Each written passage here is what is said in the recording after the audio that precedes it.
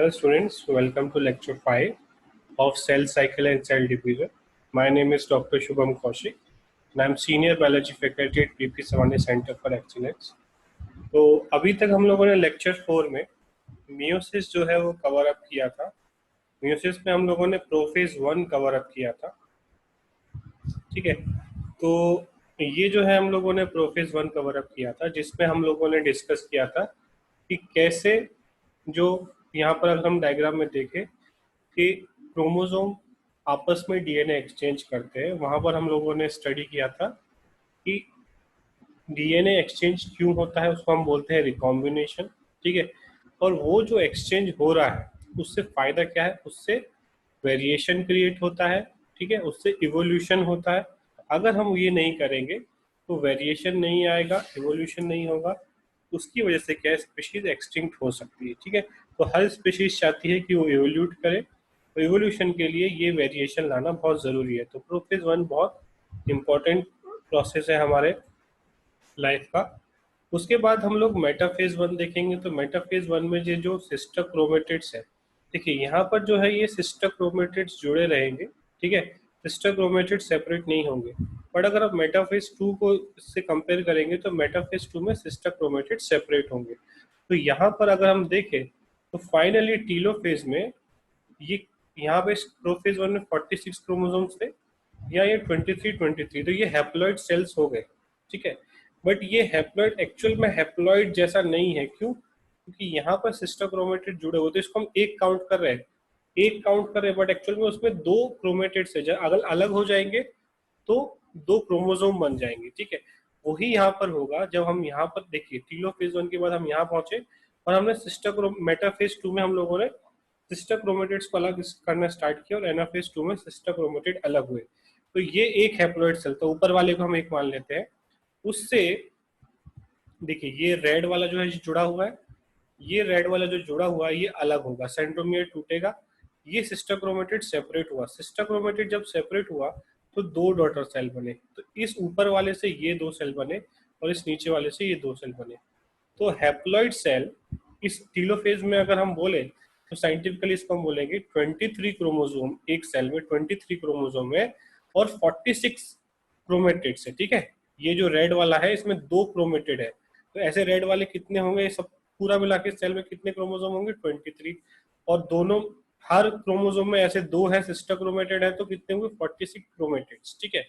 अगर हम टीलोफेज 2 के एंड में बोले तो इसका क्या होगा साइंटिफिक करेक्शन, 23 क्रोमोसोम्स और 23 क्रोमेटिड्स। यहाँ पे क्रोमेटिड्स दो नहीं है, एक ही क्रोमेटिड है, उसको हम क्रोमोसोम काउंट कर रहे हैं, ठीक है। ये जो डिफरेंस है ये बहुत समझना जरूरी है। ये हमने लास्ट लेक्चर में भी एनिमेशन के थ्रू समझा था।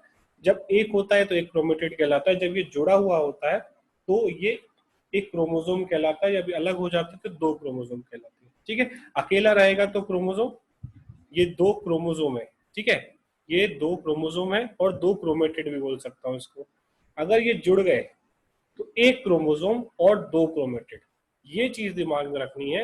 अलग अलग है तो क्रोमोसोम कहलाएंगे, क्रोमेटिड भी कहलाएंगे, और ये जुड़ गए तो ये एक क्रोमोसोम हो जाएंगे और दो क्रोमेटिड हो जाएंगे, ठीक है। ये समझ में आ गया। तो प्रोफेज 1 में 46 से टीलोफेज 1 में 23 मींस ये जो ऊपर वाला स्टेज है this is meiosis 1। Meiosis 1 is a reductional division, means starting जो पेरेंट सेल था उससे जो टीलोफेज 2 में एंड में मिले हमें डॉटर सेल्स, दो डॉटर सेल मिले, वो 23 के हो गए, जो रिड्यूस हो गए, नंबर हाफ हो गया।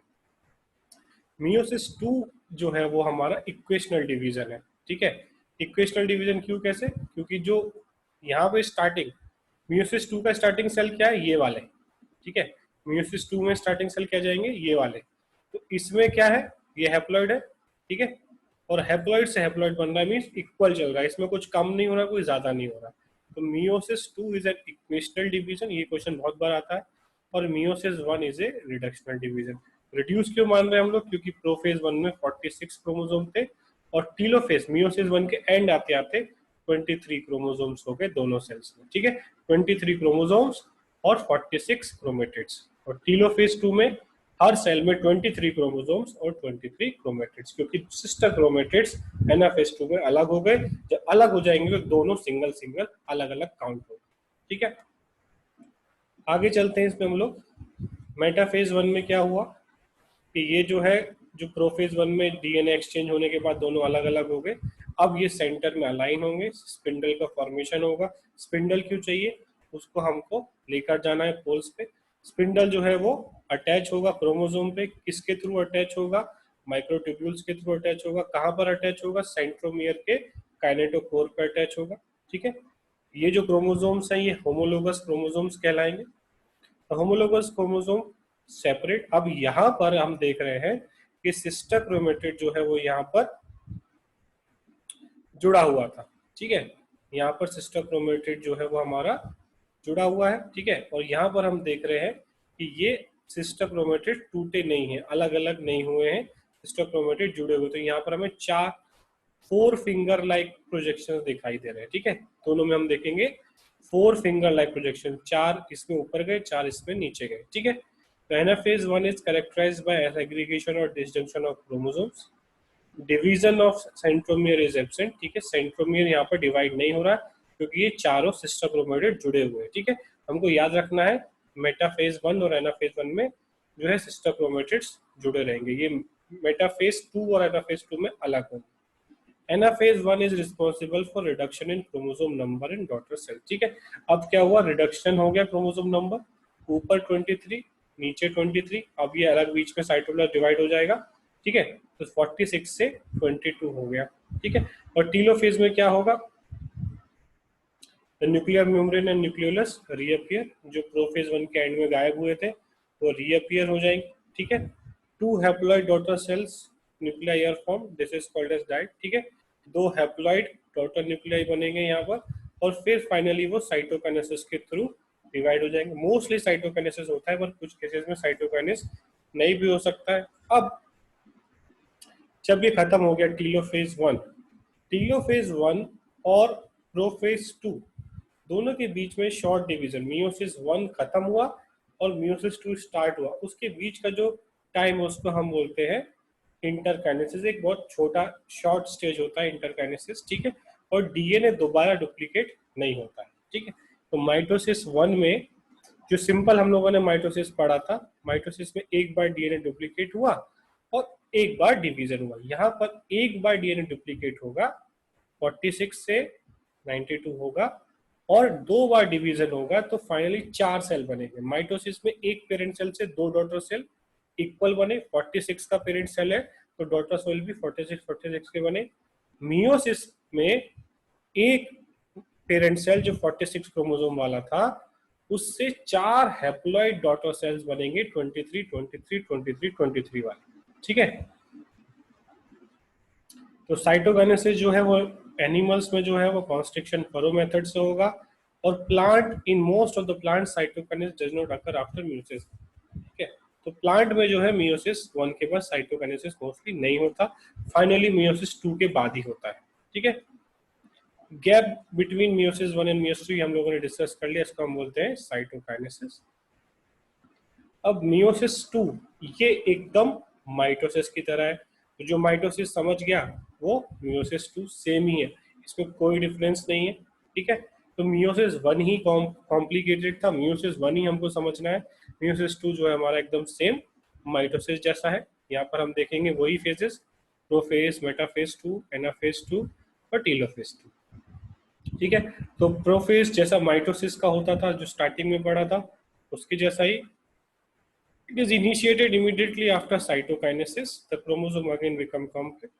जो प्रोफेज में होता है क्रोमोसोम कॉम्पैक्ट होते हैं, न्यूक्लियोलस और न्यूक्लियर मेम्ब्रेन डिसअपियर हो जाते हैं। ठीक है, इन बोथ न्यूक्लियाई। ठीक है, 2 सेल्स हैं यहाँ पे स्टार्टिंग में हमारे पास।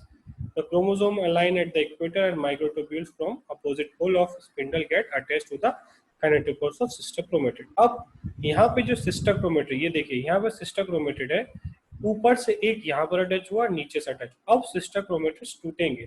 ठीक है, वहां पे 4 फिंगर लाइक प्रोजेक्शंस एक तरफ जा रहे थे। ठीक है, यहाँ पर हम देखेंगे कि 2 फिंगर लाइक प्रोजेक्शन, मतलब एक ये सिस्टर क्रोमेटिड, एक ये, वहां पर ये दोनों एक तरफ गए थे और इनके जैसे एक तरफ गए थे, ठीक है। तो अगर आप पीछे जाके देखेंगे तो मेटाफेज 1 और मेटाफेज 2 में यहाँ पर आपको 4 फिंगर लाइक प्रोजेक्शन दिखेंगे, मींस सिस्टर क्रोमेटिड जुड़े हुए थे, 4 जा रहे थे ऊपर की तरफ और 4 जा रहे थे नीचे की तरफ, यहाँ पर वो टूटेंगे, ठीक है। सिस्टर क्रोमेटिड्स का यहाँ पर ब्रेकेज होगा। Anaphase 2 में it begins with simultaneous splitting of centromere of each chromosome which was holding sister chromatid together. Thus they move toward opposite poles of the cells. ठीक है, तो ये opposite poles की तरफ जाएंगे और टीलोफेज 2 में ये opposite poles पे पहुंच जाएंगे। उसके बाद साइटोकाइनेसिस होगा और स्टार्ट मियोसिस 2 के स्टार्टिंग में हमारे पास 2 सेल थे, ठीक है। मियोसिस 1 में स्टार्टिंग सेल से 2 सेल बने, 2 हैप्लॉइड सेल बने, 23 क्रोमोसोम और 46 क्रोमेटिड वाले। और मियोसिस 2 के स्टार्टिंग में हमारे पास 2 सेल्स थे, उन 2 सेल से हम 4 डॉटर सेल्स बनाएंगे। तो मियोसिस 2 के एंड में हमारे पास 4 डॉटर सेल्स होंगे, उनका कंपोजिशन क्या होगा, 23 क्रोमोसोम्स एंड 23 क्रोमेटिड्स, ठीक है। तो ओवरऑल स्टेप्स अगर हम लोग देखें यहाँ पर, तो प्रोफेज 1, ठीक है, तो मेटाफेज 1, एनाफेज 1 में ये देखिए यहाँ पर 4 फिंगर लाइक प्रोजेक्शन ऊपर जा रहे हैं, 4 नीचे। सिस्टर क्रोमेटिड यहाँ जुड़े हुए हैं इसलिए यहाँ पर इसको हैप्लॉइड बोला जा रहा है। अगर ये अलग अलग होते तो ये डिप्लॉइड माना जाता, ठीक है। जुड़े हुए हैं इसलिए इसको हैप्लॉइड बोला जा रहा है, तो क्योंकि यहाँ पर 23 क्रोमोसोम से 46 क्रोमेटिड है।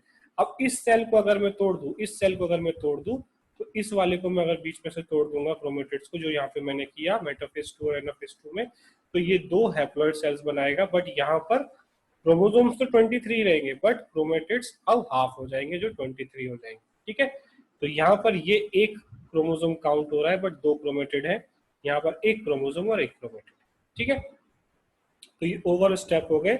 स्टार्टिंग में हमारे पास एक सेल था जिसमें 46 क्रोमोसोम्स थे, एंड में हमको 4 डॉटर सेल्स मिले जिसमें 23 क्रोमोसोम्स थे, जो कि हैप्लॉइड सेल कहलाए, ठीक है। तो ये ओवर स्टॉप हमने डिस्कस कर लिए। ये कुछ एक्स्ट्रा पॉइंट्स है। Meiosis commonly studied using onion birds. Meiosis को अगर किसी साइंटिस्ट को स्टडी करना होता है तो ऑनियन बर्ड्स को यूज करते हैं। Meiosis are first demonstrated by Van Beneden and described by Winiwarter, ठीक है। तो साइंटिस्ट के नाम दिए हुए हैं। मोस्टली ऐसे क्वेश्चन अब आना बंद हो गए नीट में, तो साइंटिस्ट के नाम अगर नहीं याद रहते हैं तो चलेगा, बट एनसीईआरटी में जितने भी नाम दिए हैं वो हमको याद रखने पड़ेंगे। ये एक्स्ट्रा साइंटिस्ट के नाम याद नहीं रहेंगे चलेगा। Gametic meiosis also called as terminal meiosis, ठीक है। तो गैमेटिक मियोसिस जो हम लोगों ने पढ़ा वो टर्मिनल मियोसिस भी उसका दूसरा नाम है। जाइगोट में अगर मियोसिस होता है तो उसको हम बोलेंगे इनिशियल मियोसिस, ठीक है। Sporogenic meiosis is also called as intermediate meiosis. अगर स्पोर्स में हो रहा है, ठीक है, किसी जैसे फंजाई है वो स्पोर्स बनाता है, उसमें अगर मियोसिस होता है तो उससे हम बोलते हैं इंटरमीडिएट मियोसिस, ठीक है। साइटोकाइनेसिस जो है, साइटोप्लाज्म का डिवीजन 2 तरह का हो सकता है, successive and simultaneous. In successive type cytokinesis occur after every nuclear division, ठीक है। 4 cell formed by successive cytokinesis can be arranged either in a linear or isomeric tetrad, ठीक है। In simultaneous type cytokinesis takes place only at the end of both the divisions, ठीक है। तो ये इसमें क्या होगा, एक सेल से 2 सेल नहीं बनेंगे, एक सेल से पहले सिर्फ डीएनए का डुप्लीकेशन होके वो सेपरेट हो जाएंगे और वहीं से फिर वो 4 पार्ट में सेपरेट होंगे, फिर डिवीजन होगा, ठीक है। बट जो साइमल्टेनियस वाला होता है इसमें सिर्फ एक ही बार डिवीजन होगा और इसमें 2 बार डिवीजन होगा, ठीक है। तो ये हम लोगों को याद रखना है यहाँ पर, समझ गए। तो ये हमारा यहाँ पर मियोसिस भी कंप्लीट हो गया। अब कुछ एक्स्ट्रा पॉइंट्स यहाँ पर हमारे बचते हैं, वो हम नेक्स्ट लेक्चर में डिस्कस करेंगे। मियोसिस और माइटोसिस में क्या डिफरेंसेस है वो भी हम लोग आगे के लेक्चर्स में देखेंगे। इसको आप एनसीईआरटी से भी पढ़ लीजिए, जहाँ पे भी डिफिकल्टी आता है वो आप एक बार व्हाट्सएप पे पूछ सकते हैं। और इसका स्टडी मटेरियल भी हम लोग वेबसाइट अपने ऐप पे जो है हम डाल देंगे, तो आप वहाँ से पीडीएफ डाउनलोड करिए। उस पीडीएफ को भी पढ़ेंगे तो आपके काफ़ी कॉन्सेप्ट क्लियर हो जाएंगे, ठीक है। तो आप एनसीईआरटी पढ़िए, वीडियो देखिए, और वीडियो में अगर कोई पॉइंट आपको ऐसा लगता है, कोई टॉपिक ऐसा लगता है कि इसमें कम इंफॉर्मेशन है, तो आप उसी टॉपिक को जब पीडीएफ में से पढ़ेंगे, स्टडी मटेरियल में से पढ़ेंगे, तो वो पॉइंट आपको अच्छे से समझ में आ जाएगा, ठीक है। अब हम लोग नेक्स्ट लेक्चर में जो है आगे के पॉइंट डिस्कस करेंगे, ठीक है। Thank you.